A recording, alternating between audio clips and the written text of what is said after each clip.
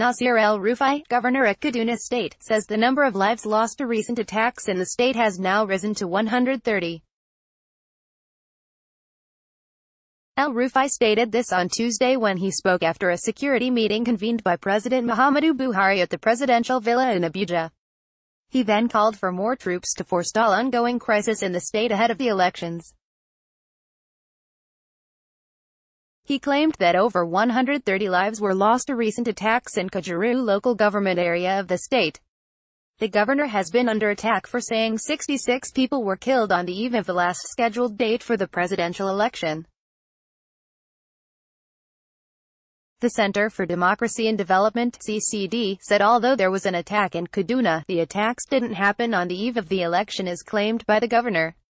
The governor has now said the toll had risen to over 130.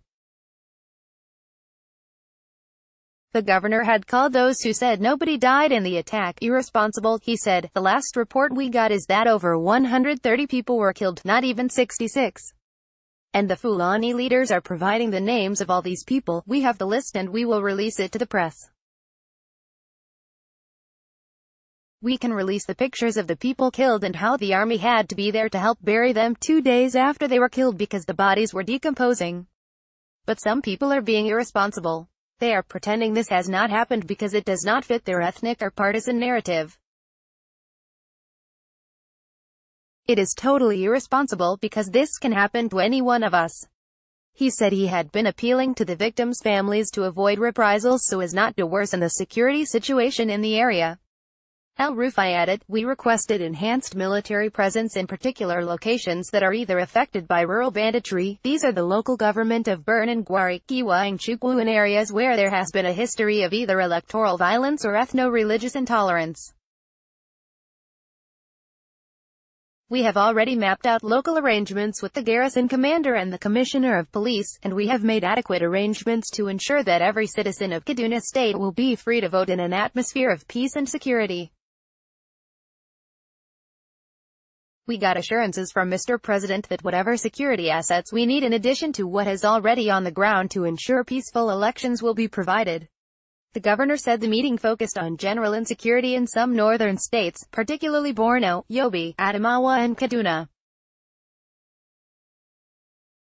The governor of Borno State submitted a comprehensive brief on the situation in Borno and Yobe states, which he is very familiar with, having been on the seat for 8 years, he added. The governor of Adamawa State presented a situation report regarding Adamawa and I submitted a briefing based on what has been happening in Kaduna State in the last few weeks and months. We noted the significant improvement in the security situation across our states, in spite of the challenges, and thanked the federal government for making available security assets to the states anytime we needed them, which has led to some level of stability of the situation. Across the states, we are ready for elections. We do not believe that the level of challenges will preclude elections not taking place all over our states. Of course, in the case of Borno, other than 1 or 2 local governments that may vote outside of their immediate areas, every voter will vote in their local government. Compared to the situation